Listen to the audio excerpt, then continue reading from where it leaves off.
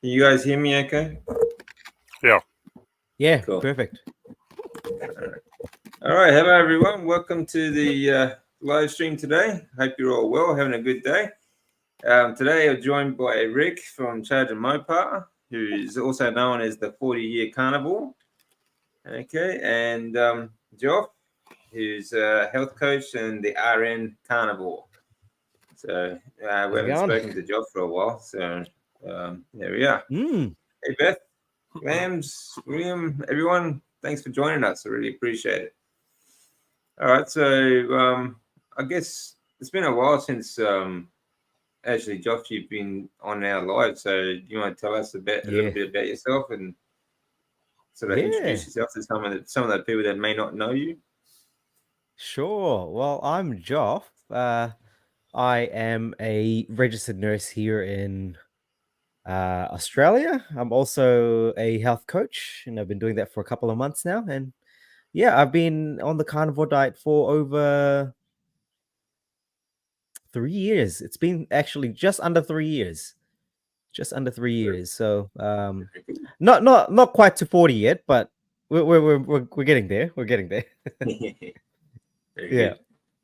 All right, so health coach, Yeah. what does that sort of encompass? Yeah. So basically, I help coach people with making lifestyle changes. Now, the lifestyle change that I promote is a low carb, ketogenic, or a carnivore diet. Um, as most people won't be on that spectrum of things, so you know, it's really just help on to people making these small little changes so that they can, reap the benefits of going below the threshold of carbohydrates that they're normally eating, and it's been going great. Yeah. Um, so yeah, work with clients mainly one to one, but I've been doing some group coaching challenges. So I've done a 4 week challenge recently. I'm still running one right now, actually, where I set out some challenges for a group of people, and we go, basically how low can you go with carbohydrates? We keep cutting it down to a point where it's considered quite low carb, Yeah. like very very low carb. Yeah. Hmm. Very good. Right, so do you have any clients doing that now? Or Right now, yeah. So I've got a group of 8 doing that 4 week challenge, and it's so awesome to see, um, everyone just with the weight loss. That's one thing. Like that's bound to happen on cutting out carbohydrates. But just the other things on top of it as well, like the more tangible things, like I feel much better at work. I'm actually getting out and doing more exercise, or I've gone a clothing size down. All those little things are, for me, those are the interesting things to actually look out for, because like the numbers on the scale are very important. Don't get me wrong. If you want to lose weight like that, that's obviously going to be a huge boost to your, I guess your mental health. But at the end of the day, it's all about the little things in life, like what you do on your day-to-day basis. Like if it makes an improvement that way, I think that's a huge win. Like I had one yeah, guy who's dropped his blood sugars. Like he was I don't know how to convert this to the American units, but he was in the 16s, so that will be considered by some medical fraternities to be diabetic. So 16 millimoles, he's down to about 6, and that's in 2 weeks. So, yeah, things like that. Things like that. Those are huge, huge yeah, changes. Yeah. yeah. That's important too. So keeping your blood Mm, glucose down. We've got a yeah. question here, I think, for Rick. Question: Mm. tips on how to maximize height in teenage years. I heard charging my car, Greg, to 198 centimeters. Yeah, Well, the trick is start early enough. If you start when you're 15 and you're one of the shortest kids in school, maybe you will grow, because if you look at the picture I have on my community section, you can see how short I was in junior high. And by the end of high school, I grew. But I think once you get too old, you're not going to be able to improve your height no matter what you eat. But if you can do it early enough, it worked for me. I'm not saying it's going to work for you, but it worked for me. Yeah. Yeah. Well, Rick's now 6'6", so yeah, it's. I think the developing years are the most important. You have to have a healthy diet. So you know, when you're first born, for example, that's where most of your growth happens as a baby. Okay, and you're just drinking milk most of it. So you put on most of your weight. But then in your teenage years or puberty years, these are your next sort of growing sort of years. These are the most vital years for a healthy diet. So I think children especially should be on a carnivore diet, nutrient dense diet.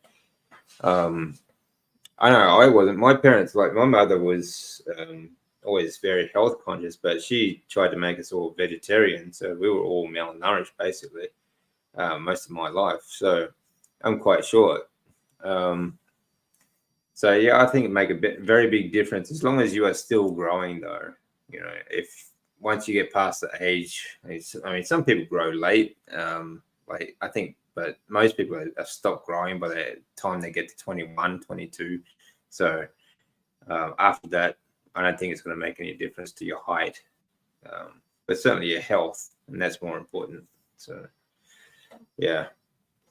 So depending on how old you are, yeah, it's definitely going to help. I would say anyway.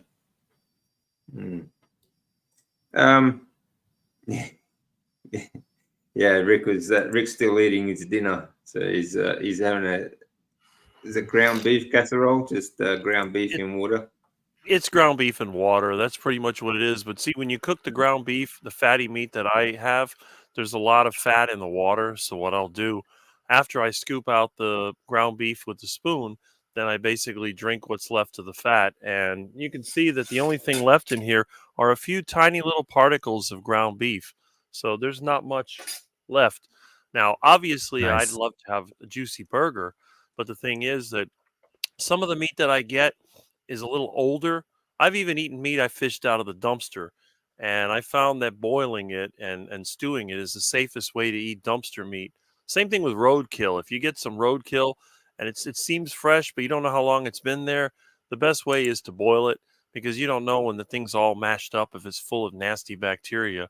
But I have never got food poisoning in my life, and I've eaten everything from the side of the road to the dumpster to stuff that I've hunted, and I've never had a problem. But with mystery meat, the best way is to boil it. And of course, with poultry, if it's kind of sketchy, you wash it first. If it smells okay, then you can fry it in lard or tallow. Anything you deep fry is going to be completely sterilized. I mean, there's no way that bacteria can survive that. And the thing is that if it tastes bad after you deep fry it, then you know it's no good, and that goes to the ducks. And if the ducks don't eat it, then you know it's really bad.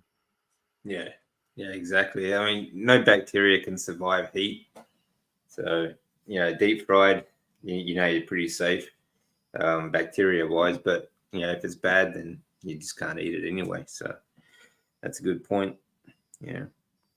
How about some tips? What are your favorite tips for carnivore diet then, Joff? My favorite tips. Well, there's a lot, really. I mean, number one, should have done it yesterday. Two, oh, look, I think, the main thing is if you're going to start a carnivore diet, best thing you can do is always prepare. Always get yourself ready. Don't just do it because, and don't just do it because you heard someone else do it. Actually, be informed, be educated on what it is first and foremost. Know what sort of steps you need to take to achieve it. Because if you're coming from a a standard Western diet, or even a vegan or a vegetarian diet, plant-based, it's you're going to have some issues coming in if you're going to just change your diet overnight. That's just from the things that I've seen other people go through, and also from what other influencers and other experts within the sort of carnivore field are saying as well. don't just change your diet rapidly. You know, at least assess your situation beforehand and know what you're dealing with. Because I know for myself, when I started the carnivore diet, you know, I built up to it from a low carb ketogenic diet, and even then, I still had some, you know, some minor little symptoms that were manageable. But you know, I've heard some people complain in these Facebook groups, you know, saying stuff like they haven't opened their bowels for 2 weeks since going carnivore. I mean, you know, things like that. You've just got to be mindful that any sort of change to your body is going to be a, you know, is going to require an adaptation. It's like, you know, me telling DC, hey man, you're up to play a, you know, a full 80-minute NRL game, full contact, state of origin, you know, straight afterwards. I mean, yeah, you're going to feel like crap as well, like you're getting beaten and pushed and tackled or whatever. But physicality wise, you haven't built up to it. You're not up to that professional level of the sport. I like to think of it the same way when it comes to diets as well. You know, you've got to take some period of adaptation to get to where you are. In saying that, there are some people who do very well with changing their diets rapidly. I'm not saying that's the wrong thing either. I'm just saying if people want to consider, you know, the unexpected, they might want to do it slowly. But there are people who change their diets rapidly and they do perfectly fine. Yeah, that's I'm true. just not one of those people. I'm not one of those people. I tend to go the slow route too. Will Rick ever eat a carb? Do you think you'll ever eat a carb, Rick? Well, you know, there's carbohydrates in eggs. So I think I have carbohydrates every day, and there might be some in the yogurt that I ferment. So I'm sure there's some out there. And hey, if I don't have enough meat and there's some fruit outside, I may eat that too. It's better than starving. But I'm never going to eat a processed carb, and I'm never going to buy fruit or vegetables from the store because those are two things that I'm completely against. You know, it's just the way I am. It's funny because people offer me stuff all the time, and you know, it's like, well, don't you want to eat that? Somebody offered me today, I'm not sure what it was, but it was some kind of chicken wrapped with some kind of I don't know, tortilla or something, and I picked out the chicken. It was okay. They said, "Oh, you don't eat the whole thing?" I said, "No, I don't. I don't like the outside. I'll give it to the ducks." They look at me like, "Ducks? Yeah, the ducks will eat it." But yeah, that's about the closest I'll come to carbohydrates.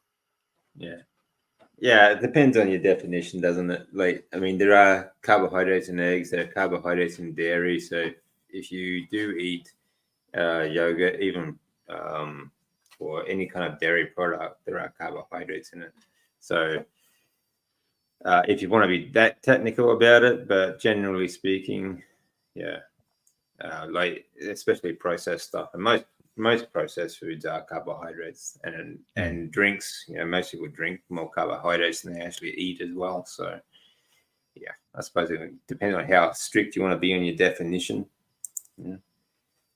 What should I eat? Okay, I think this is referring back to the height one. What did you eat when you were 15, Rick, to grow? I said Rick's on the phone. Okay. So I'd say, if you're young enough and you're still growing, I would stick to if you can get clean sourced meats. All right, I stay away from monogastric animals like chicken and pork, and that includes bacon because of what they are fed. Okay, what they are fed comes out in their flesh, and also that also means that the eggs that come from chickens, it also comes out in what they are fed. So if they are fed soy, for example, that will also come out in the eggs and the flesh. So if you can get like a proper like chickens from with a proper natural diet of like vegetables, fruits, and bugs and whatever they can scratch up, sort of thing, then that chicken will be good, and so are the eggs. But apart from that, Yeah, stick with ruminant meats. Ruminant meats, you don't get so much of that stuff coming out in the flesh, and it certainly won't come out in the fat as well. So, a good fatty meat, ruminant meat, cows, deer, bison, whatever ruminants you can get, eat as much of that as you can, I would say. How about you, Rick? What did you eat when you were 15 to help you grow? Well, pretty much the same thing that I eat now. Before that, I was eating more of the healthy diet.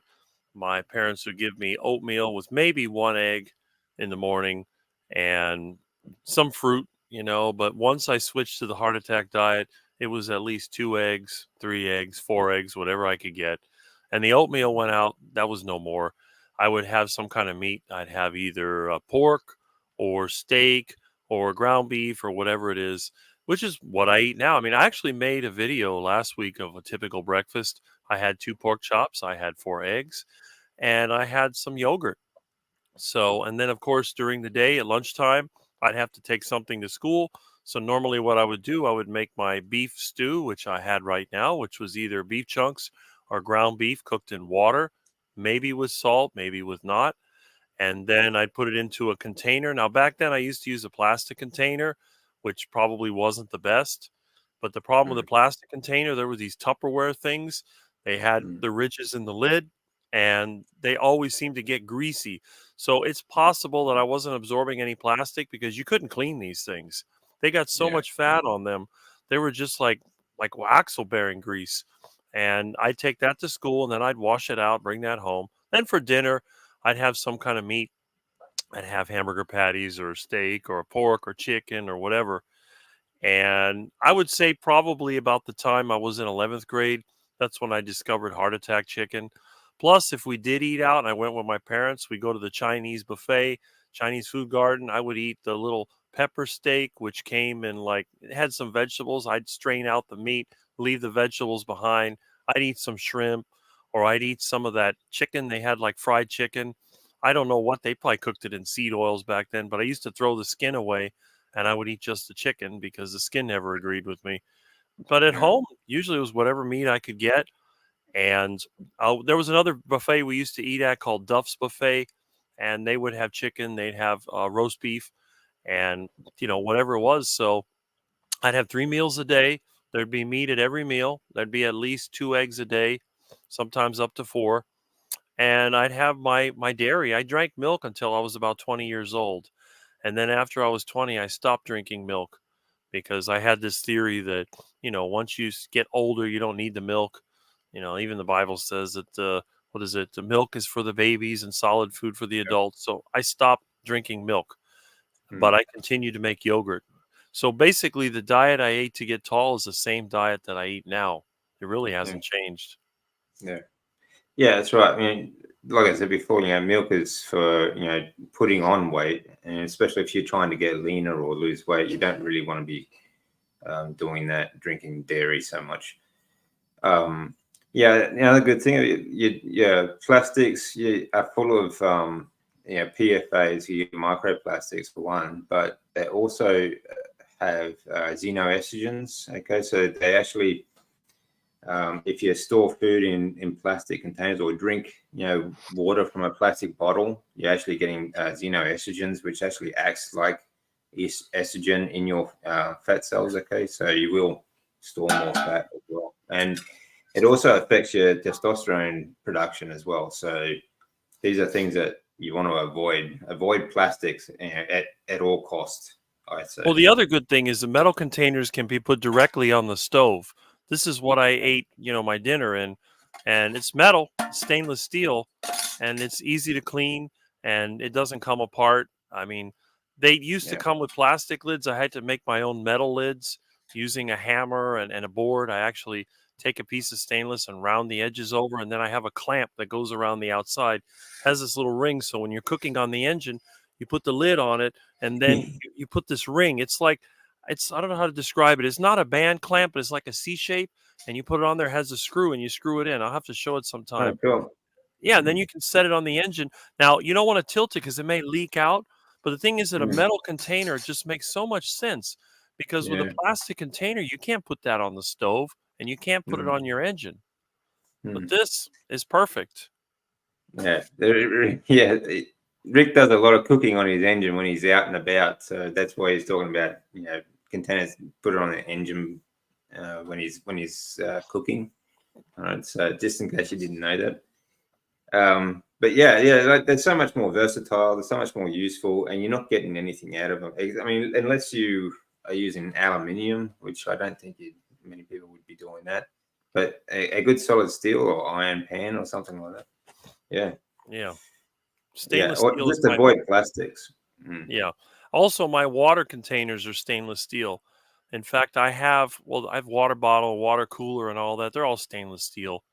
I don't really Mm. have any plastic, and I like to use these frosted glass, these little glass cups, because I don't like using plastic to drink out of.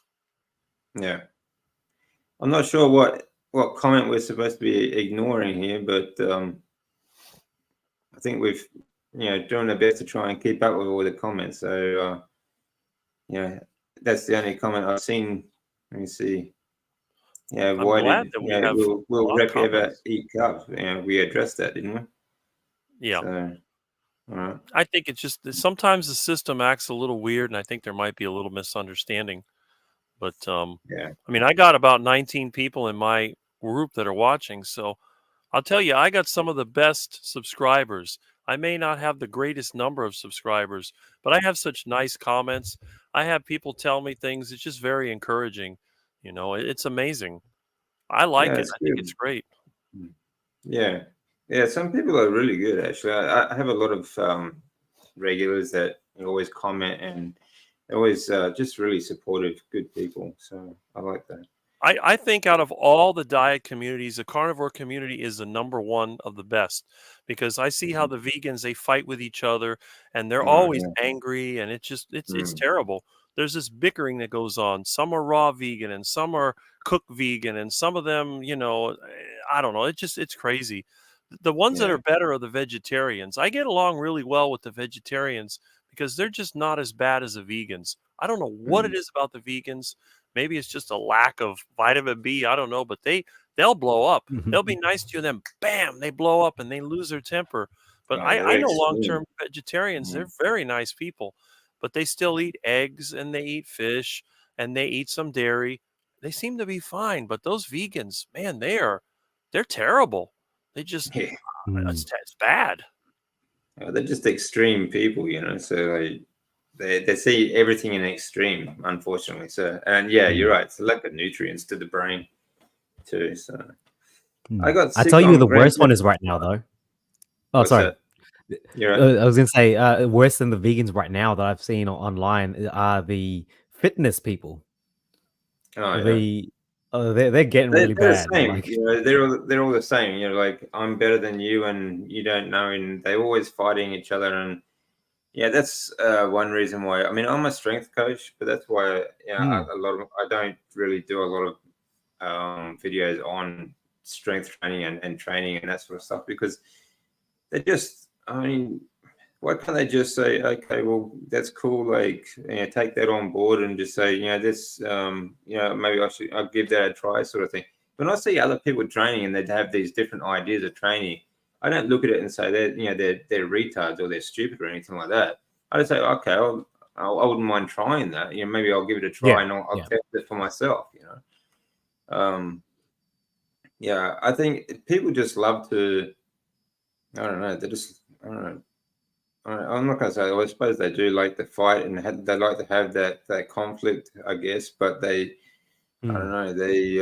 They have their all like to have their little niche groups as well, where we're part of this group and that's it. Nothing else. Well, it's just weird, but that's the way people are, I guess. mm-hmm. All right, so let's have a look at this comment. I got sick on Grandpappy's butter. He kept butter on his table 2 to 3 weeks in the hot summer. Yeah, that's not going to be good. Very yellow. I put some homemade bread. So good. 2 hours later, Hershey squirt. Okay, yeah, uh, yeah. I suppose if you're gonna, it's if it's out on the table, I don't know if it's going to be off or not, but whether it's even if it's when fat is in its liquid form as well, like when it's already, I forget the word for it, but when it's cooked, for example, if you eat a lot of fat and it's in its liquid form, that'll go straight through you as well. So when it's already, because your body doesn't need to break it down, so it'll just go straight through you. But yeah, don't keep butter. The reason why butter has its own little apartment in the fridge.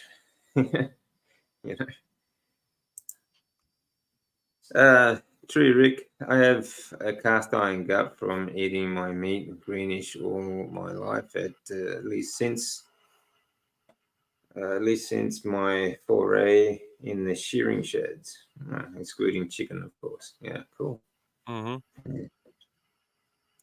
Yeah, iron's good. Yeah. Hello, everyone from the Rust Belt. I'm not sure where's the Rust Belt. It's northeastern U.S. That's where we used to have manufacturing, and they closed it all down. Is that why it's rusty here? Well, everything's old and rusty and abandoned. That's the whole thing behind it.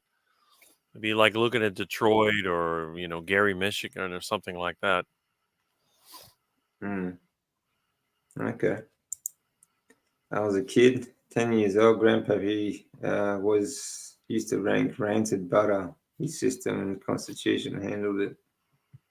Well, it's what we eat is an adaptive process for your body as well. It doesn't matter what whether your body will adapt to whatever you eat. Basically, that's why even like your body will even do fairly okay, even on the standard Western diet for so many years. Like many people live, 30, 40, 50 years and they seem fine until bang. But your body is incredibly resilient. It really is. Sergeant Maggie, Professor K recommends the best transition method, changing diets. Yes, like 6 to 8 weeks. Even slower is fine too. Some people take years to transition, really. I think anywhere between 2 to 3 months is a good transition period for any kind of diet change. Doesn't matter what diet you're going to or from. So I think so too. But depends. Some people can't really moderate themselves. In that case, when they do go cold turkey, sometimes it's more effective for them, or it's easier for them, I should say. But they do have the same symptoms as everyone else, but it's just gonna be more acute. Okay, so they're IBS and things like that. So yeah, Aid, nice to see you here, mate. Hello, Cynthia, as I do. Nice to see you all. Yeah, my parents should have said something. Yeah. Well, unfortunately, like your parents do the best they can, basically, and they all have the same education as we had, and I wish I'd known about this sooner too. I've been doing high fat keto and now carnivore for 10 years total, but if I had known this 10 years, maybe 20 years ago, I wouldn't have had to go through all the treatments and things like that I had before. So, we all wish we knew these things beforehand. Question, what are your thoughts on dry fasting when sick? You are right with some GI problems, not hungry or thirsty. Okay. You guys want to tackle that one?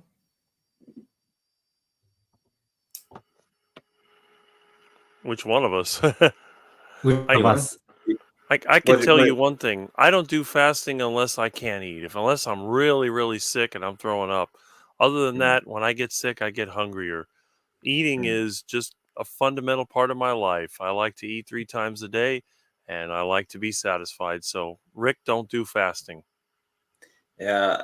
Have you ever been really sick though, Rick? I have. I had an extremely bad flu in 1993 when I was on the plant-based diet, and I couldn't eat for days. I felt terrible, dizzy, and what else have I I had another time. Well, when I was a kid, I used to get sick at least, every couple of years I get pretty bad. I remember third grade, I had chicken pox, and then I had some kind of weird flu sometime in like sixth grade when I couldn't breathe. I had to sit up at night, and I had another one. I had another flu sometime in the early 2000s that I lost my voice and I had no energy. But I think that was the only time since I was carnivore. I think that's the only time I ever really had a bad flu. I get sick. In fact, I just got sick 2 weeks ago. I had a little bit of a headache. I felt tired. Usually, my extent, like when I got the virus the last few years ago, I had a couple days where I was in the hot summer and I was feeling cold and shivering. And then I felt dizzy and I did throw up one day and felt bad. But I don't think I've ever been sick more than like a couple of days in a row. And usually it's really bad for a few hours and then it improves. So it's not like a lot of people I know, they get sick, they can't shake it. They're coughing. I hardly ever cough. Usually when I get sick, I get a stuffy nose and I sneeze a lot of sneezing, I get a sinus headache. Coughing is minor. In fact, the only time I ever cough is if I go around a place where people smoke cigarettes and then I get into that cloud and then I'll start coughing. That'll make me cough every time. But other than that, it's pretty rare. But yeah, I don't really get that sick. Yeah. Mm. Yeah, that's good. Mm. How about you, Joff? Look, if I guess the one thing you've got to ask yourself is why would you be doing a dry fast if you're sick? I don't see the rationale behind it.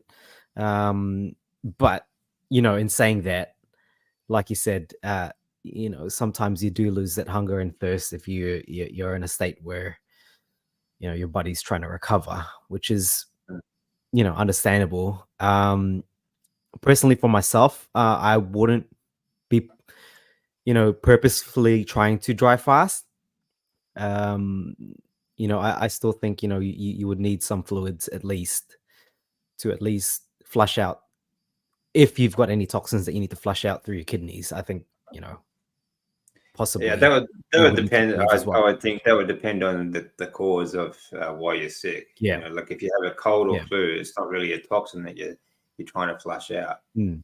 Like if you have a treatment, for example, like chemotherapy, and you're feeling sick, then yeah, you dry fasting would be a really bad thing to do because you need to flush that chemotherapy drugs out of your body. If it's just a cold or flu, for my mind, like quite often that'll happen naturally. You just don't feel like drinking or eating. That's your body telling you to fast, because when you do fast, you do heal your body as well. Because you get a liver response to produce more hormones such as testosterone and D3. D3 being a hormone from your cholesterol is is also a free hormone, but it's also vital for your immune system. So when you do fast or dry fast, that response will happen faster.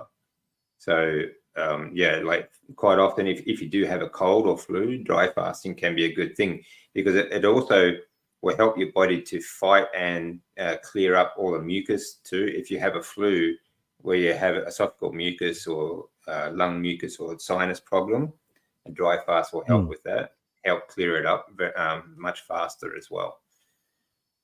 Which is another reason why salt is so good too. Salt really helps to clear up your sinuses and your esophagus, from mucus and things like that. So I think go on how you feel. If you feel thirsty, then drink. If you don't feel thirsty, then don't, because your body produces water as well. I think some of the biggest problems people face at the moment too is people overdrink water throughout the day. They drink too much water. Yeah. Plus, it also helps your body to catch up. When you do eat, it helps you to retain your electrolytes and things like that, which also help with colds and flu. So that would be my mind. Don't worry if you don't feel like drinking or eating, then don't. It's all good. Dry fasting can be good. Yeah, but just be wary. Just gauge how you feel as well. Let me see, Jericho Johnson. Okay, private conversation. Brett, how you doing, mate? You're welcome to join us if you want. I can send you the link. Yeah, so anyone's welcome to join us if they want to join in. I'll send you the link. It's all good. So yeah, I eat chicken once a week, cooked in lard or tallow. Yeah, good. Got to put the fat back into the chicken. That's it, eh? Hey, Rick. Put the fat back into the chicken. But again, like, just be careful with where you source your chicken from. Look, if it's on a natural diet, and it's very good, healthy meat. But if it's and when you buy like store bought chicken, they'll tell you like it's pasture raised and all this and organic and all that stuff. That doesn't mean that it's not fed soy pellets. Okay, so that will come out in the flesh and in the eggs. Parking lot chicken is my favorite. They got good chicken in the Winn-Dixie parking lot and the Presidente parking lot. You can see them in my videos. A little bit tough, but very flavorful. Yeah, yeah. The wild chickens are the best way to go. There's chickens all over the place around here. You wouldn't believe how many chickens there are. Well, not in my neighborhood. We don't have any anymore. Okay. Is that because of you? Oh, yeah. They all became heart attack chicken. You know, it's like I tell people, they may not live long, but they sure are going to taste good. Very good. Yeah. Yeah, that's Rick is very much into sourcing natural, like wild foods, including iguana. So. Oh, especially iguana. That's some tasty meat. Yeah, yeah. I have tried reptile meat before. I've tried crocodile here in Australia. I didn't like that much. It tasted like, but that might be because of the way it's cooked as well. But to me, it tasted like chicken that had been through the washing machine. So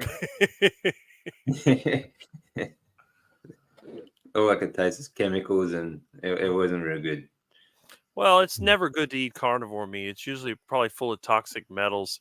I know the alligator down here has lead and mercury and other stuff in it, but iguanas, they basically eat plants and a few bugs. They're safe to eat. The chickens, they eat plants and bugs. They're safe to eat. The ducks, they eat plants and bugs. They're safe to eat. Well, again, like carnivores are monogastric animals as well, so it's something you should avoid. I think. Yeah. Just stick to the ruminants. Yeah, much healthier, much better for fat loss also, and better for hormone production. Just stick with the ruminant animals if you can. Anything that eats plants and can process plants is good for you. Honestly, I eat all kinds of meat, and I've never been fat in my life. I've always been skinny, so I might be the exception. Yeah, yeah.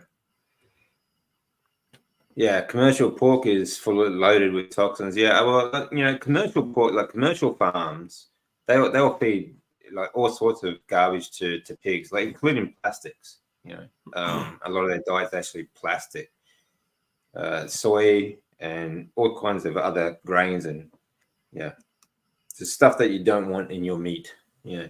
I eat bacon, eggs twice a week. I also eat pork once a week. Mostly of what I eat is fatty beef and lamb. Yeah, but again, like Aid lives on a cattle ranch as well, so he has a good sources of these products as well. So it's not like it's all store bought sort of stuff that we get. So sure tasted good on a hot. And hot, fresh, right out of the oven. Okay, must be talking to someone about that. Must be that bad butter. The bread, yeah. Yeah. I pork belly, treat myself, sliced like bacon. That sounds good. Again, like it's not bad meat either. Like if you get like these monogastric animals like pork and chicken, if you get them, if they've been on a natural diet, it's actually very good, healthy meat if you can get it. And the fats are really good for you. And I believe in having a good mix of fats. Like seafood, for example, is really high in omega-3s, but so is lamb fat. Okay, so lamb fat is really good. You need those long-chain omega-3 fatty acids for your brain and for your heart, and for other hormone production as well. So if you can get a good mix, then mix it up as much as you can. But at the moment, it's just very difficult to get your hand on like pork, for example, or chicken that's not grain fed or soy fed, I should say, and full of toxic food, stuff like that. So, yeah. I just heard rendered fat. So like the word I was trying to think of before can cause digestive issues. Any idea why? Okay, reason for that is when it's rendered, your body doesn't need to break it down, so it'll just pass straight through. Depending on what your body is adapted to as well, this takes adaptation as well that we were talking about before. You can build your body up to, and it depends on also if you are drinking a lot of water around your meals. Okay, because if you have a fatty meal and you're drinking water with it or before it or afterward, it'll go straight through you as well, which also means that you're not absorbing all those nutrients that you're getting from the fat. Okay, so there's a couple of factors. It'll be just like IBS. Okay, if it's rendered, your body doesn't need to break it down, so you don't have to go through all the digestive sort of processes that sort of slow down and then get absorbed into your lymphatic system. Okay, so it just pass straight through your colon and straight out the other end. And the water will do the same thing with a fatty meal, because it's very fibrous. It'll just go straight through you, which means that you're not absorbing the nutrients from the fat that you want. So just be careful of that. And different people are different with that too as well. Some people can handle rendered fat more than others. So yeah, it's just something you need to sort of work out for yourself as well. Did milk help your bones to grow? I assume they're talking about you, Rick. I don't know. That's a good question. Like I said, I drank it till I was age 20, but I continued to grow a little bit after that. So I grew, I think, until I was 23 or 24, and I wasn't drinking milk then, but I was still eating yogurt and still eating cheese. So, and I never gave up dairy. I eat dairy to this day. So I don't know. But it's kind of interesting because a lot of people, they talk about how important calcium is, and yet when I think of calcium, I think about chalk. Basically, you could take a piece of chalk and break it in your hands. That's really not that strong. I think bones are a combination of proteins and calcium. And, if you're not getting the protein, what good does it do to get all the calcium? You're not going to be able to build anything out of it. That's right. Well, actually, that's a good point, because your bones are not made up of calcium. They're made up of collagen, basically. They're mostly collagen, right?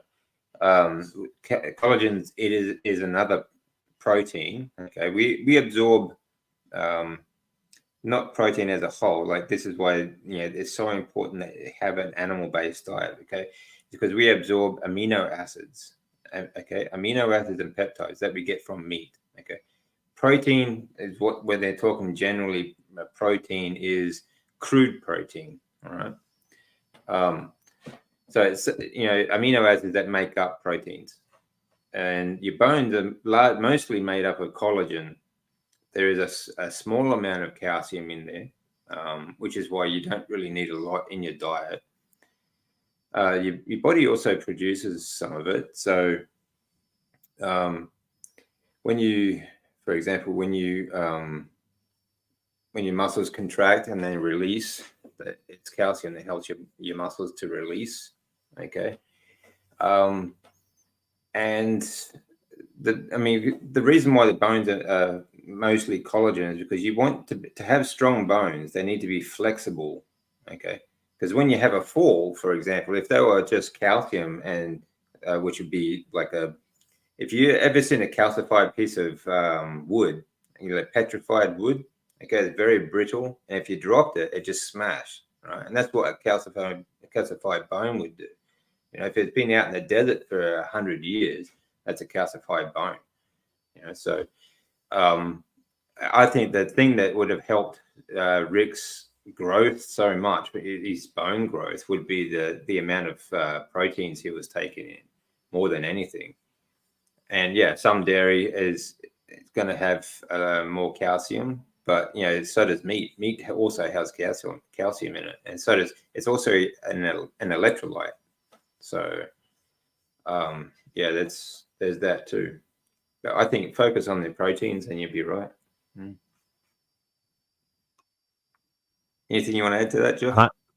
No, you pretty much took everything. That was spot on. Yeah. Okay. Collagen is the thing. Yeah. I drank milk by the gallon until I was 16. Then I stopped. Yeah. Yeah. Like I said, like baby years, drink milk, and growth years, puberty. But then after that, when you stop growing, the only thing dairy is going to do, like milk, drinking a lot of milk, like small amounts, like Rick eats, is not a big deal. But it will make you fat, basically. For depending on your body type as well, it's going to you're going to put on size somehow. And I think it's a good alternative to something like protein powders. Like if you're a bodybuilder, some bodybuilders use milk because it does help you put on size. But apart from that, yeah, there's really no need to drink it. Rick, how do you get calcium now since you quit drinking milk? Well, that's pretty simple. Anyone that sees my videos knows that I eat yogurt and I eat cheese. So I do still take dairy. Plus, I'm sure there's some calcium in some of the other things, the other meat-based, the fats, or maybe I'm not sure, but definitely I do still take some dairy, although milk is totally out. I don't even like the taste of milk, and the other problem is it just doesn't agree with me. If I was to drink milk again, usually what'll happen is that I might feel a little sick. I don't know what it is. I don't really get a digestive issue, but sometimes it'll give me a headache. Sometimes I won't feel so good, but I don't really drink milk anymore for that reason. Yeah. Yeah, like you're right though too, Rick. And there's calcium in the fat and ruminant animals as well. So you really don't need that much in your diet. So you certainly don't need to add dairy because just because of calcium anyway. Rendered fat is released pretty quickly into the intestines. Yep, sometimes too quickly for your gallbladder to keep up. Yep, exactly. Yep. Because I it's already, it doesn't need breaking down. Just yeah. It's amazing, I can eat lard straight out of the block. I can eat all these heart attack foods. I eat so much fat you wouldn't believe it, and I've never had an issue. They always told me it would give me gallstones and I'd get diarrhea. I've never had diarrhea from fat, and I've never had any gallstones, kidney stones, or any of that stuff. So I think a lot of what they say is probably incorrect. But like you Yeah. said, I think it's just you get adapted to it. When you've eaten as long as I have this way, I think that makes a difference. Yeah. I think people who's transitioning into carnivore, they experience a lot of these issues because they haven't adapted to, you know, with their gut exactly. Yeah. That's right. My Yeah. ex-vegan friend, he put himself in a real mess because he tried the carnivore diet and he ended up constantly going to the bathroom, and then he was getting dizzy, and so that's why we changed his diet to a meat-based keto diet with vegetables added, fermented Yeah. vegetables. I taught him how to ferment tomatoes, how to ferment onions, and he knows how to make sauerkraut. He also has broccoli. I make him once in a while when he comes here to eat. But I'll tell you the interesting thing. I've tried to eat vegetables. I don't like the taste of them, but when they're cooked with meat, they don't bother me. But when I went on my plant-based diet, just eating a little broccoli would give me stomach aches, and then I had terrible gas.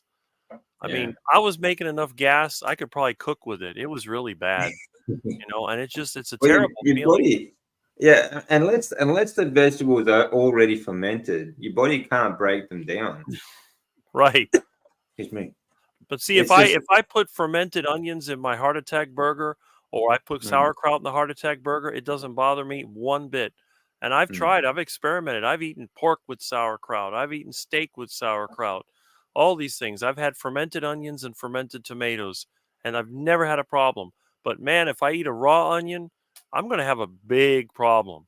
I mean, first of all, it tastes terrible, and second of all, it makes my stomach feel funny, and then I end up going to the bathroom like a lot more frequently than I used to. So yeah, I guess the fermentation process, I guess, is like a cow eating grass. It yeah, breaks it down to the point where it's more digestible. But raw vegetables are like toxic poison to me. I cannot eat any raw vegetables because not only do they taste awful, but they just destroy my system. Like let's say that I had a salad and let's say I had a salad at this time. I went to bed at 2 in the morning. I'd be waking up with my mouth burning and feeling sick, and I'd have to drink water. It's really bad. So I learned a long time ago, stay away from the salad. But Yeah. if you're going to eat vegetables, ferment them, and also cooking them with beef, it seems like there's a lot of things that would make me sick. But when I cook it with ground beef, I don't get sick. So if I Mm. make my friend onions and garlic and whatever else, and I cook it with ground meat, I can eat some of it. It doesn't bother me one bit. But boy, if I Mm. ate that stuff separately, I'd be burping up nasty onions and garlic and then feeling terrible and going to the bathroom and I Mm. don't know. It doesn't make sense to me. All these healthy vegetables make me so miserable. I just can't Yeah. understand how people can eat these things and not be sick all the time. I mean, Yeah, seriously. I've seen some funny stuff, recently, people telling you like how to boost testosterone, for example. And they say eat these different nuts and all these different vegetables and stuff. Like you can't absorb those vegetables or nuts. They basically are so hard. They you can't digest them in your digestive tract. They go down to your colon. They rot, and then just exit out in usually in whole pieces. There's nothing there for your body to absorb, and that they have absolutely no clue. Like when it comes, especially when it comes to testosterone, it comes from your cholesterol. So eat fat. If you want to boost your cholesterol, boost your testosterone. It's simple, very very easy. But when they keep telling you to eat all these vegetables and nuts and things like that, it wrecks your body, man. It really does. These are the things that cause. Actually, a great book I'm reading at the moment, the Fiber Menace. Okay, um, you know, fiber. It just destroys your body. This is where colon cancer comes from. All right, things like that. Um, it's just it's it it's sort of beyond me how people can like continue to eat this stuff and think that they're actually doing the healthy thing because they know it doesn't feel good. No one feels good eating that stuff. You know? But a lot of times when I was growing up, I was always taught that healthy things tasted bad. That was the one Mm, thing I always remember. So everything, if it tasted yeah, bad, it had to be healthy. yeah, And when you're a kid, you can taste nasty things a lot better than when you're an adult. I mm. noticed that, of course, You have I more seem to be taste a little buds. yeah, I still do not like vegetables, but I know a lot Mm, of people that hated them when they were younger. They ate them when they said it's an acquired taste. I never acquired that taste because when I tried to go plant based, it was like torture. mm, Can you imagine? I would make breakfast with oatmeal and eggs. I would eat the eggs like that. When I first mm. started it. But man, the oatmeal would sit there. It'd sit there in the bowl, and I'd wait for the thing to harden. Maybe take a couple of bites out of it, and then out the window it went like a frisbee for the ducks. The ducks would gobble it up, but and it was bad. And then a salad. My dad would make a nice big salad, or mom would make a salad. I'd look at this thing. It looked like a bunch of leaves that I raked up in the yard with some crap poured all over it. It smelled like vinegar because they always put vinegar on it. It was just absolutely nasty.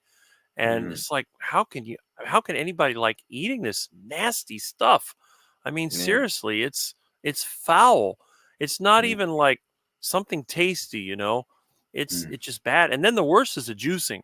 That noise, mm. and that thing's grinding away, and this vomit-looking green brown crap is coming out of it, and oh, it's juice. And then they're putting leaves and fruits and all kinds of stuff in there, and then it comes out, and then you take a sip of it. It's like it doesn't taste good. It tastes like sweet swamp water or something. It's horrible. And Yeah, having to drink this crap, and yeah, some of these people were so dedicated. And they had all these commercials. They had Jack LaLanne juicer, and they had Jay Cordage, the juice man, and they had some other guy, I forget his name. Everybody was selling a stupid juicer. I got a bunch of these things from when my dad was alive. I didn't have the heart to throw them away. In fact, I used a couple of them to make a funny video. But it's like, you know, to me, the fact that something had to taste bad to be healthy, it just never made sense because I thought to myself, well, let's see, you know, if we were going to go out and find something to eat, why would we eat the nasty stuff? Why would the good tasting stuff kill us? And the Yeah. nasty stuff is healthy. I couldn't figure it out. Yeah, it's a good point, isn't it? Like it goes against nature to eat something you don't like. Why would you do that? Why would any human do that throughout history? You know, so it really does go against nature. Yeah, and the way that people get around it and to force themselves to actually like it is, Yeah, they add in the addictive stuff. They add in sugar, add in your spices, your herbs, your salts. That's how they do it in a lot of Asian cultures. Like people say, oh well, a lot of uh, India, they're very plant based. But if you have a look at the amount of additives that they add to their vegetables, yeah, to make they it, need to make it palatable that way. Yeah. that's right. Yeah. Yeah, that's right. And that's another thing. Like a lot of these spices and things like that, we never had these things available to us before. Like Europeans or it doesn't matter really where you are. Like all these spices and flavorings and things that we get now, no one, no culture, local culture, ever had these things available to them in the past. So flavoring your drinks and things like that just to make them palatable, it doesn't make sense when you think about it. It really doesn't. I just want to go back to this comment here. Bone broth is good for calcium. Again, yeah, it is because it comes out of the meat, it comes out of the bones and things like that. But yeah, bone broth is really high in collagen as well because it comes out of the bones that you're cooking. Okay. And bone broth is great. And if you get it, you have it and use it. I don't use it a whole lot. Certainly don't. And I don't think you need to worry about calcium so much. That's a good way to shop for cookware. Can I put it on my engine? Yeah, good one, Brett. Hopefully tomorrow, a sunny day. Rainy. Talk about the rain, I guess. Vegans are the deluded disciples of a death cult whom, mortgage their health for an ideology. Yeah, exactly right, Ed. They pretty much are, and they're not so much as willing as they think they are either. I think a lot of them are just sort of brainwashed into it as well. And when it comes to plant-based diets too, most people don't understand is that 95% of the world's plant-based eaters are economic vegetarians. They're not vegetarian by choice. They just don't have those foods available to them. There's still many countries out there that just don't have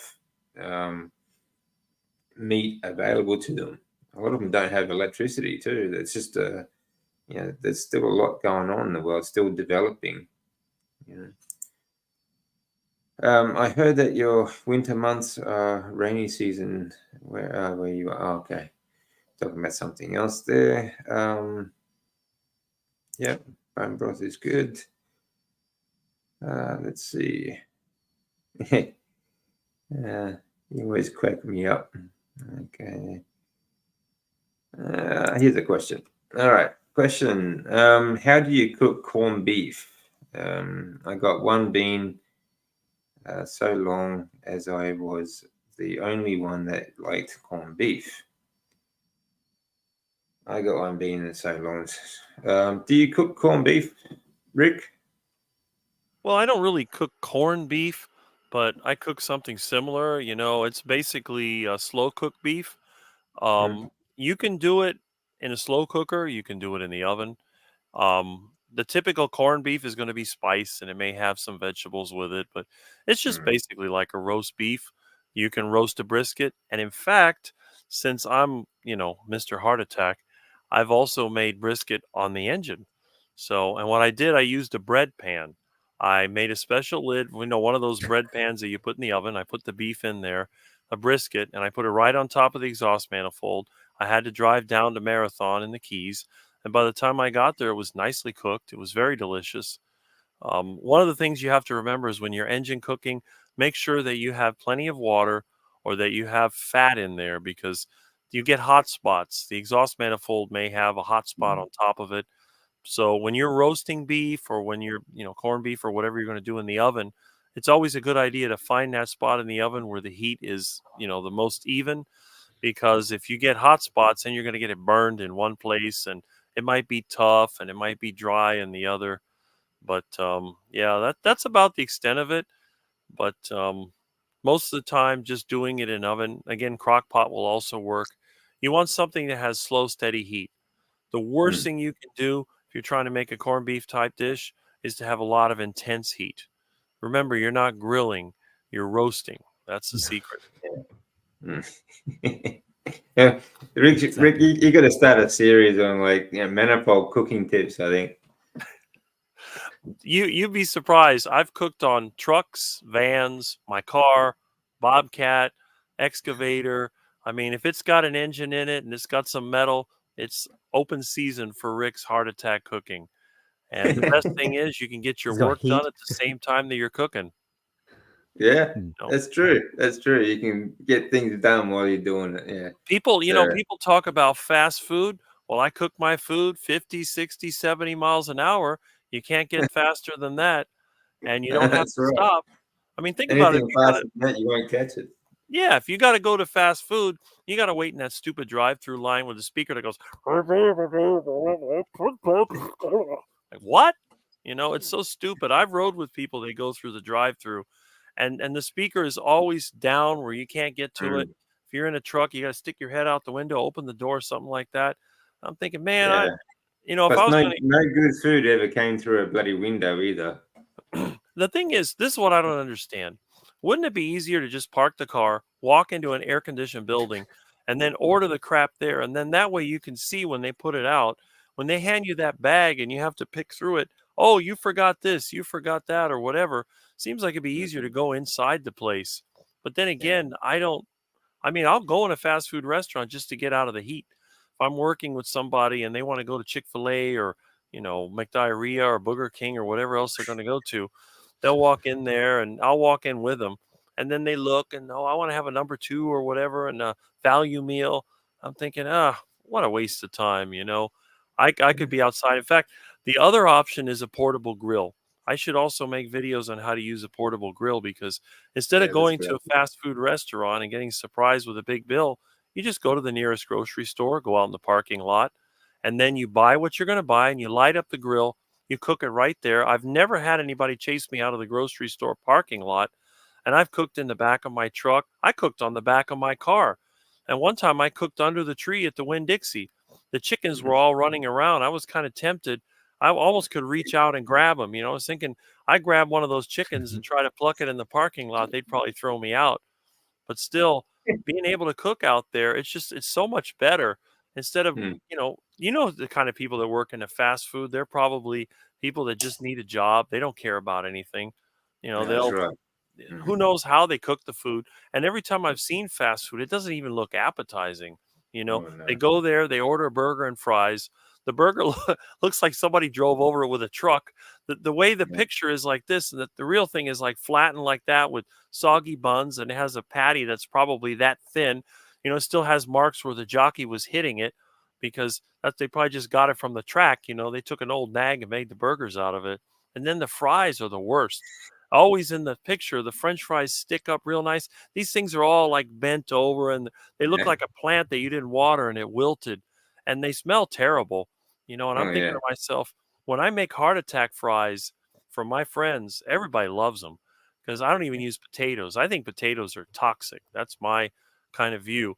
So I make them Well, out of actually, talking about that, like potatoes in Spain, they actually have a death toll every year for how many people actually die from eating potatoes because the little growth when they get when they start growing.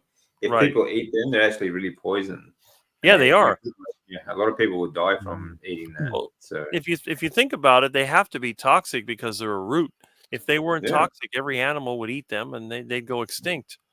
So, Mm. and then the worst part is a lot of people, they eat potatoes with the peeling on it. And I said, that's probably the most toxic part of the potato. The middle of it is just basically carbohydrates. But on the outside, you have all those toxins that are to try to keep. I mean, first of all, a potato has to fight off bacteria. Otherwise, it'll rot. And if you've ever had a bag of potatoes and they get wet, you see how quickly they can rot.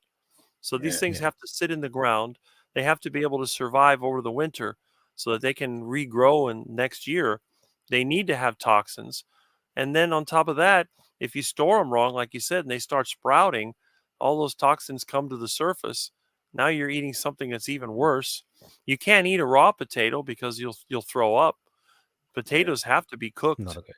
You know, it's Mm. there's a lot of vegetables that have to be cooked. And that's what I get so frustrated with the raw vegans telling me, "Oh, it's a raw living food."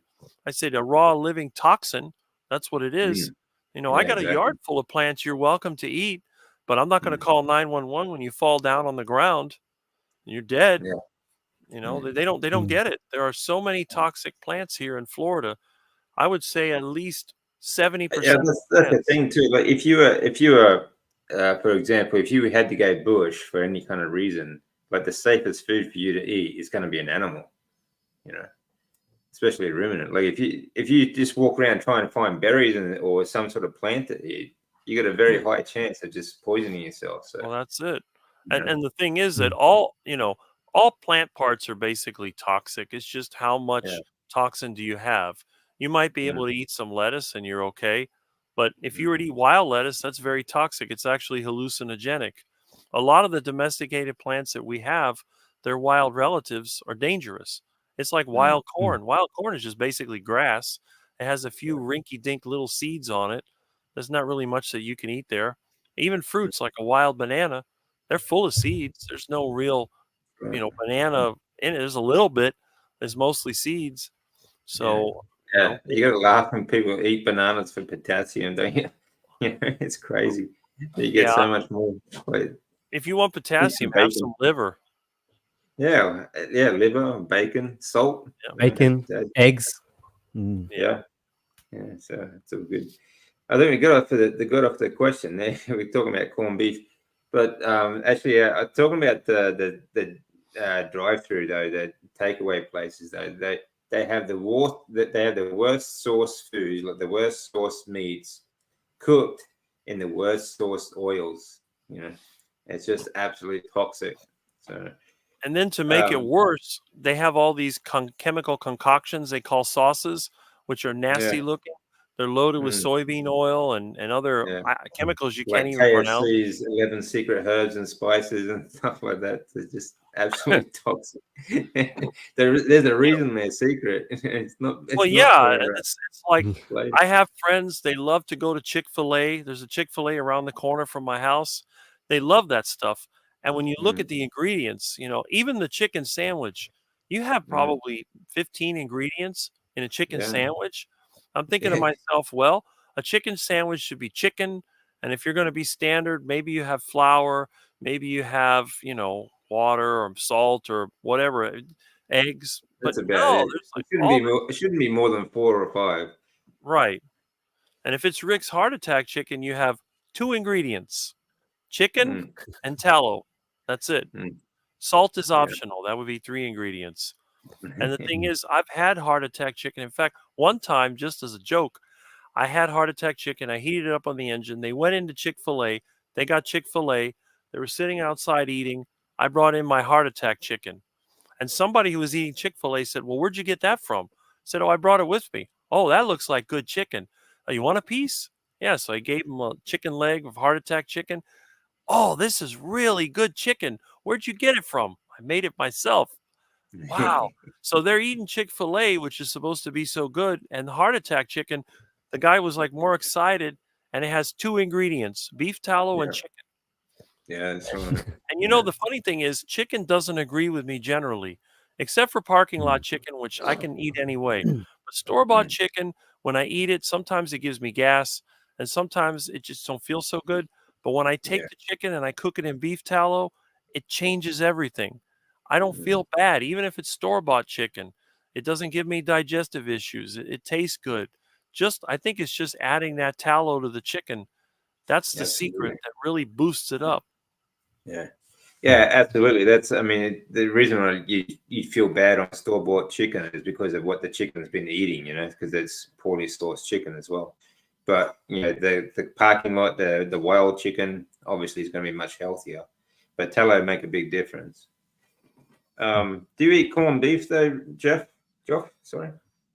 I was just gonna say, with the question, another way to cook corned beef is to put it into the pressure cooker, tenderizes it. Yeah. Add whatever seasonings you want. That's probably the one thing I'd add on. I don't do corned beef myself. My mother does a nice corned beef, and I'll eat it if I'm out there, sort of thing. But generally speaking, I don't do a corned beef. It's the longest or the slowest cooked stuff I do myself would be a roast lamb. I love a roast lamb. That roast lamb is fantastic. Yeah, and a nice crispy skin too. So, yeah. Let's see. So the southern hemisphere is getting weird weather. Also, then talking with someone else there. Takes a mere minute for a vegan to start talking about Marxist woke ideology. Yeah, that's true. They're very violent, hateful people. I think they're they're malnourished for one. They're hungry, as well. Or hangry, I should say, hangry. Yeah, hungry people. They keep butter out on the counter, but with a cover over it. I've never had an issue. Well, that's good to know, Brett.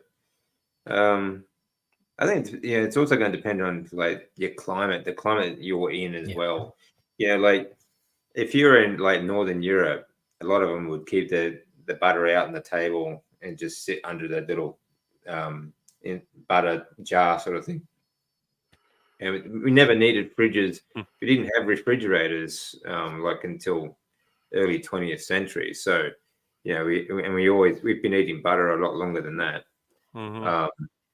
And so I think it just depends on the climate you're in. Like if you wouldn't do that here,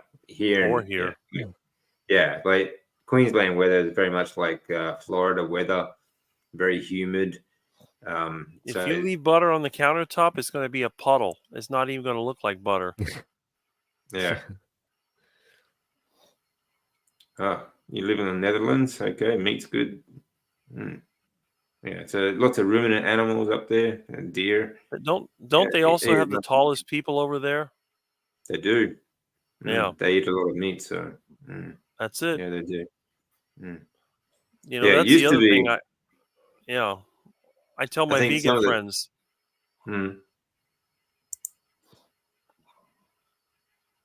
Sorry, Rick, you were saying? Yeah, I always tell my vegan friends, just think about your kids. If you're not going to let them eat meat, they're going to be shorter and skinnier than anybody, and that's just not a good thing.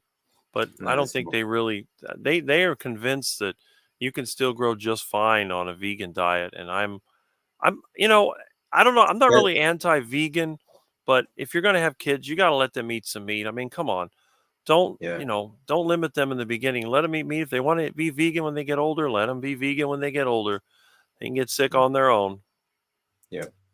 Yeah, that's right. I think it's actually cruel to expect your children to be raised on a vegan diet, and they quite often do the same to their pets.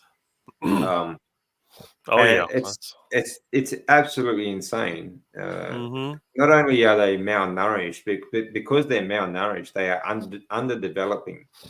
So there's I think a lot of the West problem is because we're like the standard Western diet is so nutrient deficient. Yeah, we are largely underdeveloped. And the kids, their brains, they won't develop like they should. They won't be able to think. They won't be anywhere near as smart as what they could be.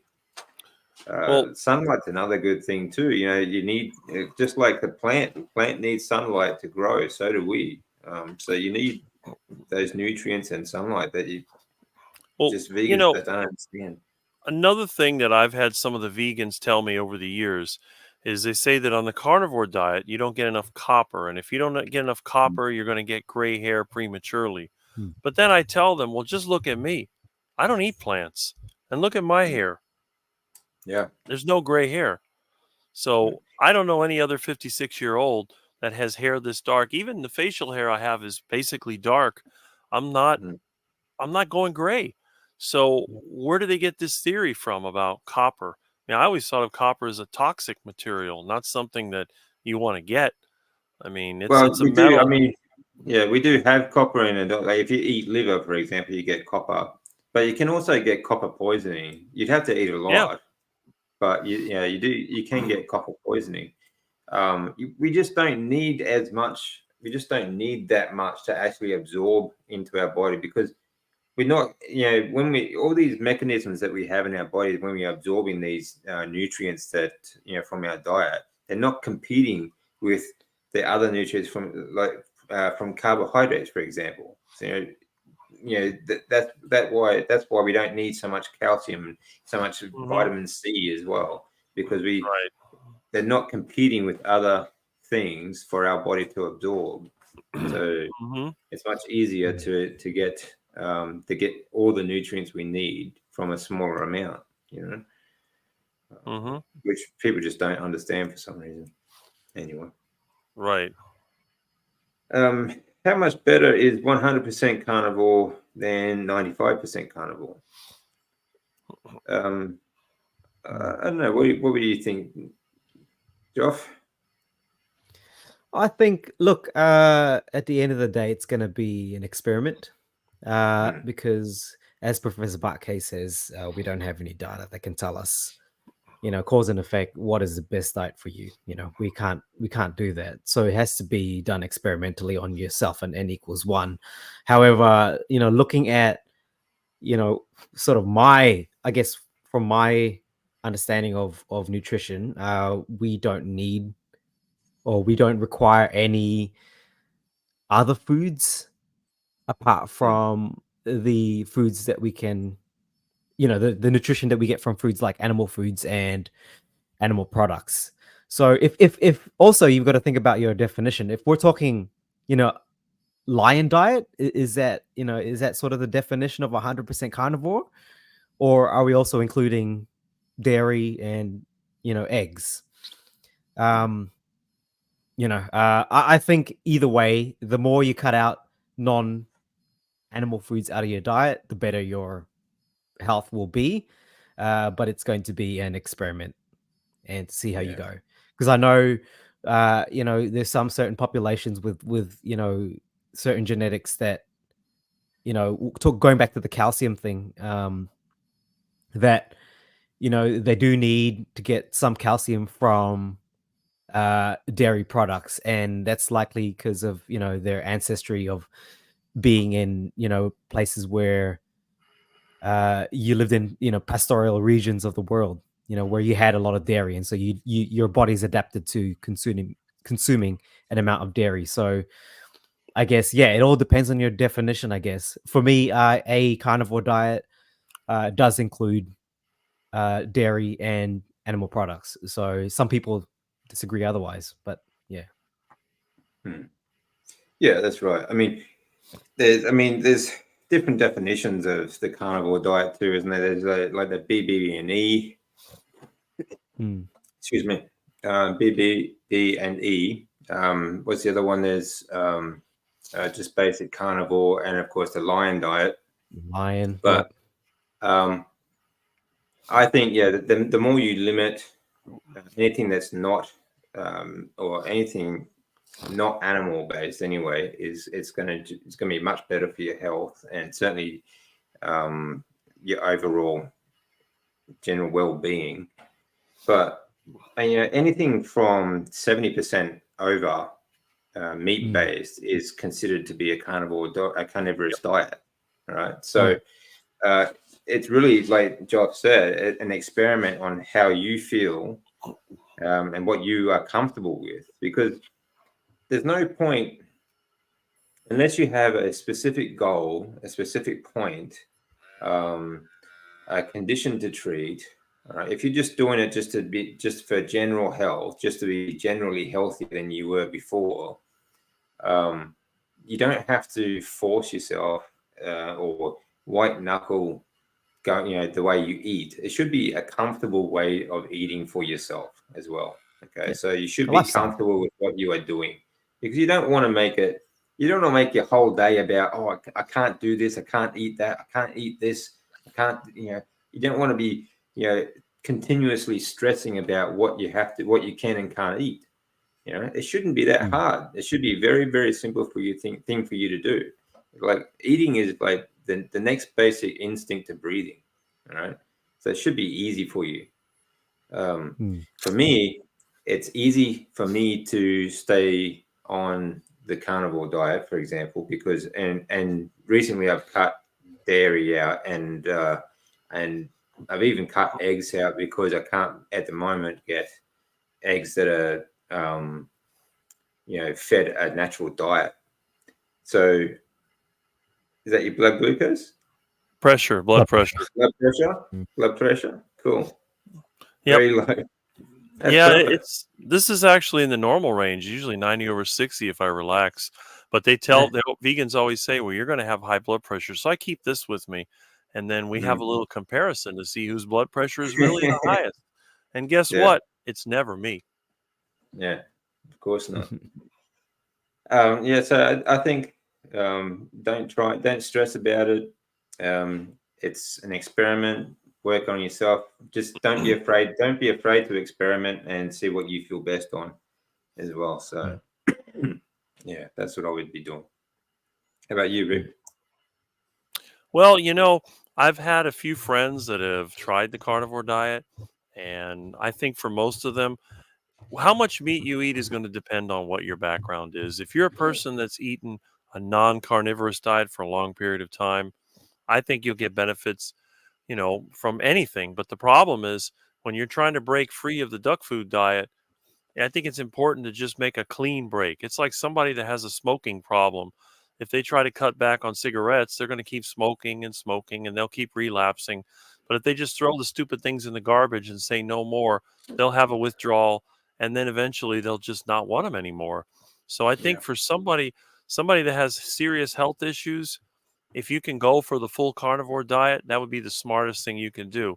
But if for some reason you just have too many health issues, then you may need to just add some natural foods other than carnivore, maybe some natural vegetables or fruits, but nothing super sweet and nothing processed, nothing that came in a box or bag or anything like that, just something local.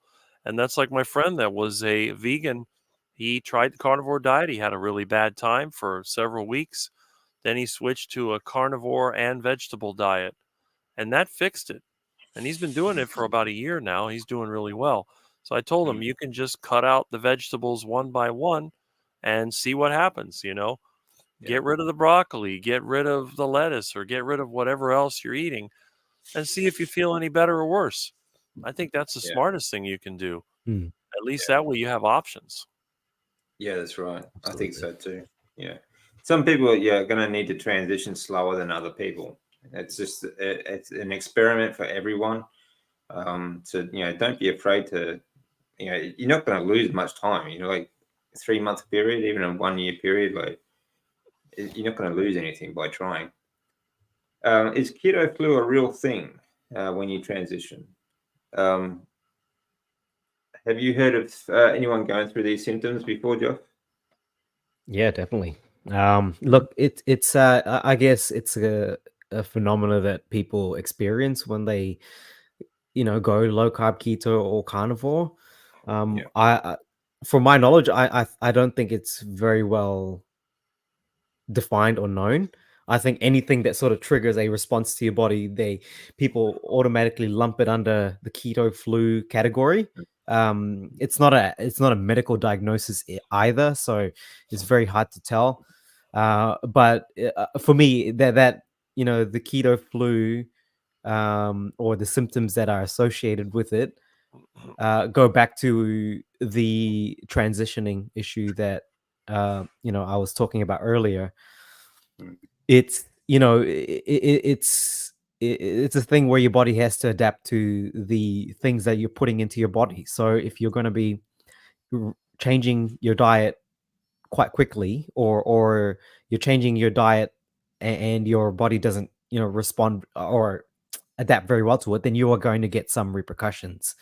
So things like the electrolyte issues, people lump that under the whole keto flu category. gastrointestinal issues like the diarrhea and the constipation, that could be considered a keto flu. Even just generally just feeling unwell, keto flu. So it's I don't know. Is it a real thing? Maybe, possibly, but it's very hard to define.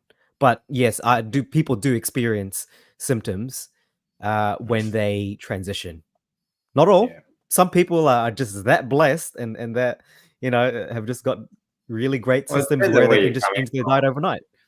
Yeah, Yeah. it depends on where you're coming from. Mm. Like, I didn't have that problem because I've been on a very much. I mean, for many years, I've been on a similar keto sort of diet anyway. Beforehand, and anything that changed for me was the fat intake and eliminating vegetables really and fruit. So yeah, it's just like Joff said. I don't think it's really so much a flu sort of thing, but there are flu-like symptoms that people do go through. Some people get mild form, some people get acute form, but basically when you do transition onto a keto diet or a low carb diet or carnivore diet, your body is having and it's going to have an immune response as well. You're dumping a lot of fluids. Okay, you're going to lose a lot of water. You're going to start dumping all sorts of fluids from your body. So these are things that may seem like flu-like symptoms because the fluids will come out either end, and you may get a bit nasally. Your sinuses might act up and things like that because you get like an immune response, and your body is trying to get rid of the toxins that you've been eating beforehand. So if you've gone from like a standard Western diet, your body is full of toxins that are usually stored in your fat cells, okay, and then and in water fluids, and then when your body starts dumping those fluids, your body has an immune response and it gets rid of those fluids any way it can, and it can be either with mucus or IBS and other things too. So I wouldn't call it flu. I would just call it, but it is kind of an immune response to fluid dumping. So that's what I would put it down to. And how badly it affects you is going to depend on where you are coming from, okay, and how you transition. So whether you do a slow transition, you're going to have minor reaction. If you go like cold turkey, you're going to have acute reactions. Okay, so that all depends on the way you do things. So yeah, I wouldn't worry too much about it. Suck it up and get through it. It doesn't last forever. That's another thing too, is depending on how obese you may be or how many conditions you have will determine how long these conditions last as well. So everyone's an individual, Any advice for that, Rick? You're on mute. You're on mute, buddy.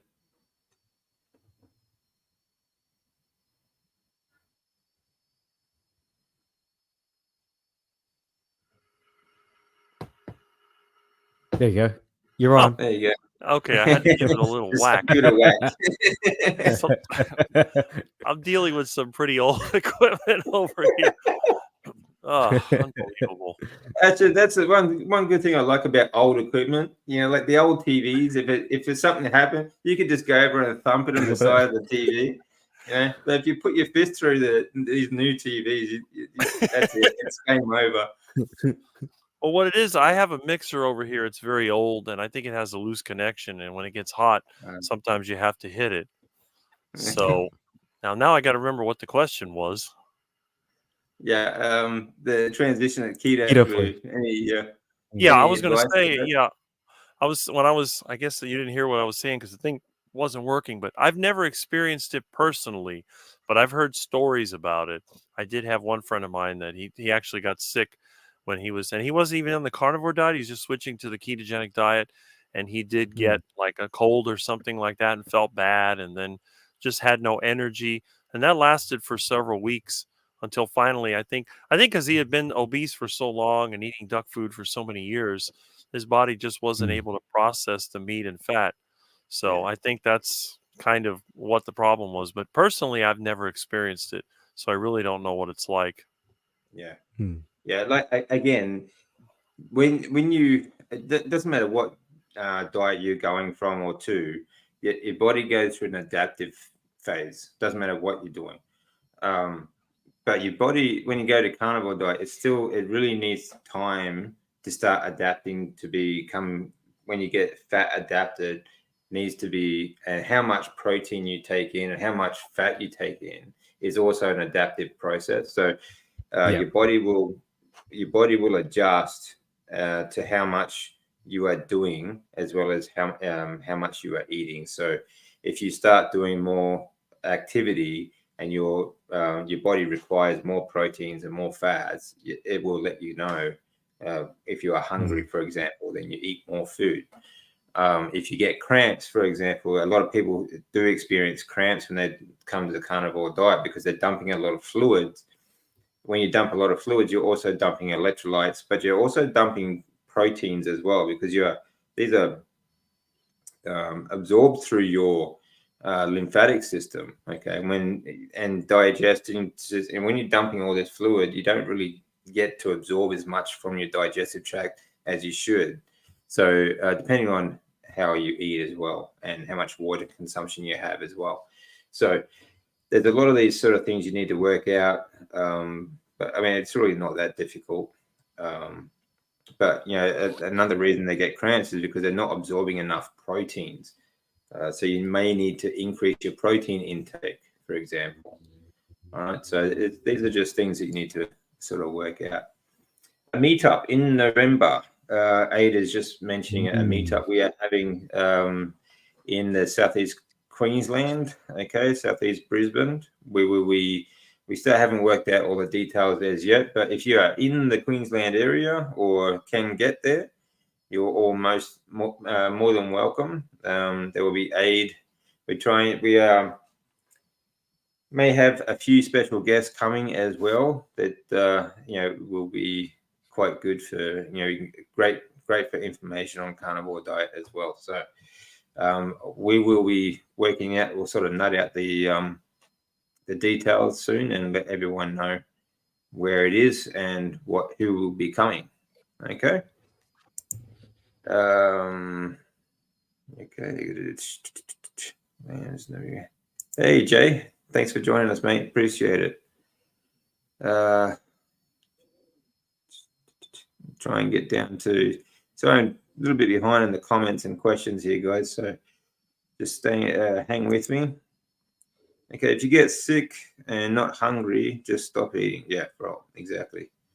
Yeah, I mean, yeah, exactly. Your body knows your body knows what to do really when you're sick, and if you're not hungry or thirsty, don't eat or drink. Don't force it. You can't force your body to heal. But if you are hungry, then eat. Simple. Just listen to your body.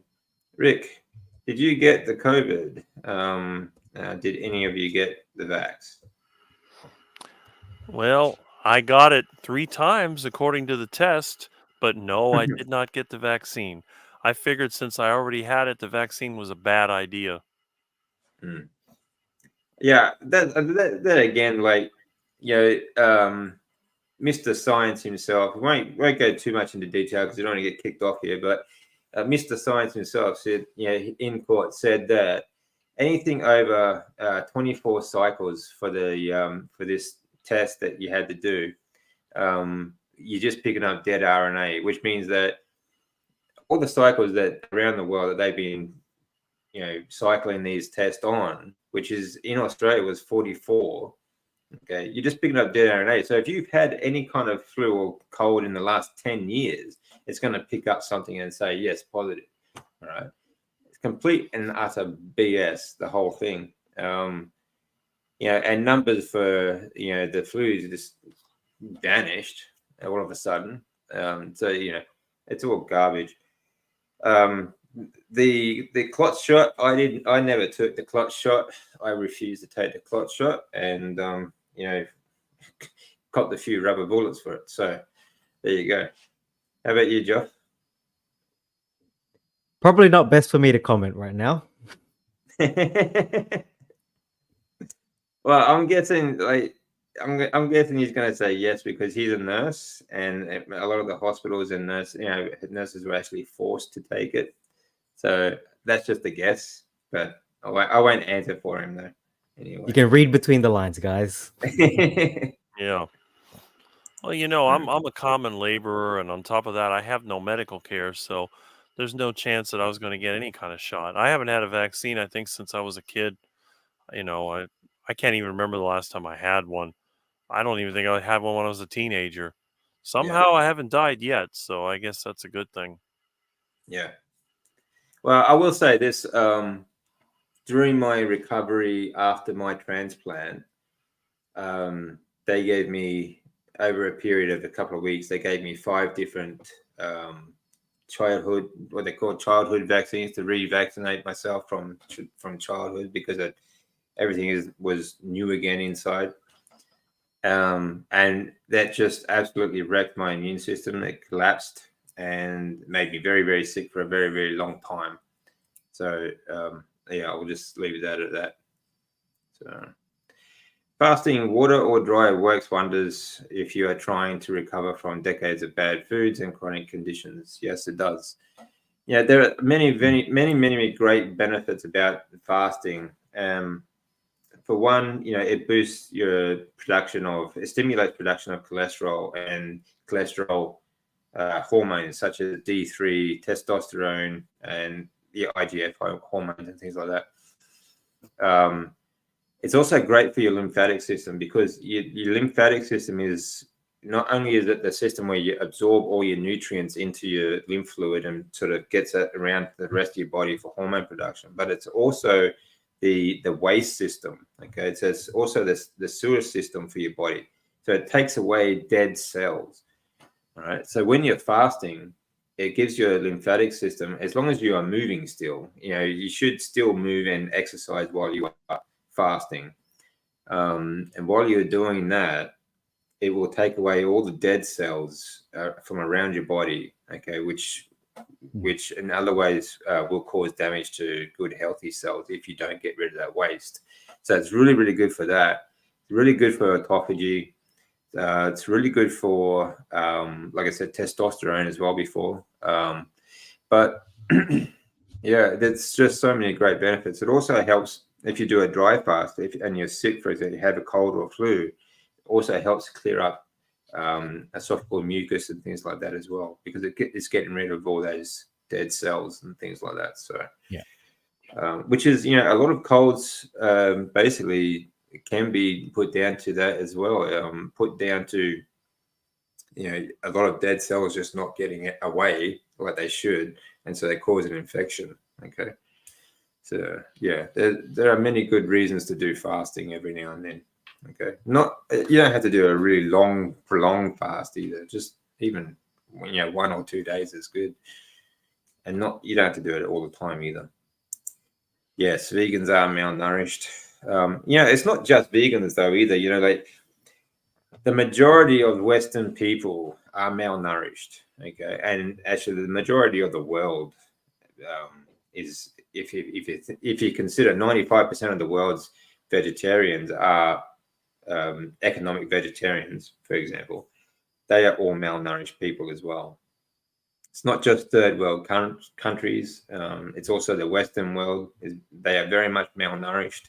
And yeah, people may not think about it, but when you see obese people, that they are malnourished also. That is like a pretty much just a symptom of malnourishment. It doesn't look like it. They're just overfed and malnourished. So.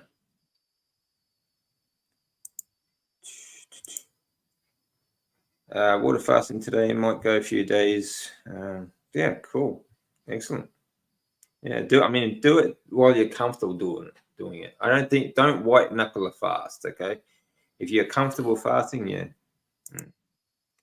I don't support the gym people promote it so much. A lot of people die because of steroids, TRT. Yeah.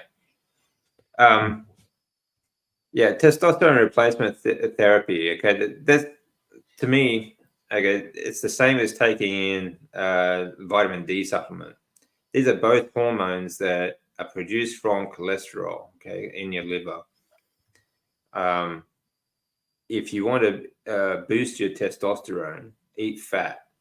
For a start, get sunlight, because sunlight stimulates your liver to produce more lipids, or more of those hormones. D3 is a pre-hormone. Okay, so like, and it's also stimulated by dopamine effect that you get from the sun as well, and from exercise, heavy lifting. Okay, so these all stimulate testosterone, but it will only produce that if you are, or especially high amounts, if you are fat adapted. Your body is not competing for, with glucose and rather than fat for energy. And so when you eat carbohydrates, you tend to produce less cholesterol, which means less hormones. So another good reason. I drink too much water. Yeah, a lot of people do, mate. It's kind of hard to. It's kind of a habit. I think a lot of it is habit when people drink water.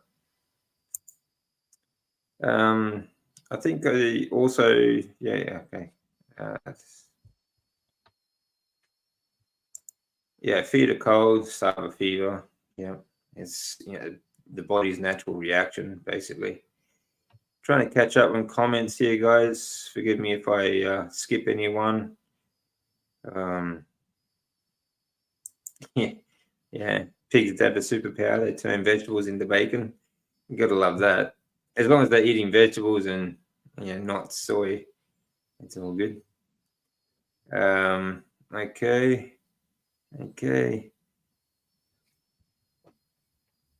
Trying to catch up. Okay, I'm just going to skip ahead here, guys. So sorry if I miss any of your comments and questions. I see a lot of you talking to each other too. So, hello, Ali. Good to see you, mate. Where are we? Well, they keep coming.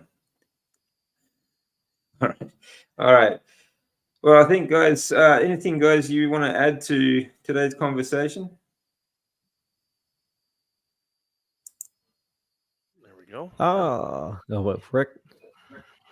Well, it's pretty much, the basics. Just eating the meat and trying to keep your stress down and try to be productive, go outside as much as you can, try to be around the people that are not going to drive you crazy. All the basic things. That's what I try to do.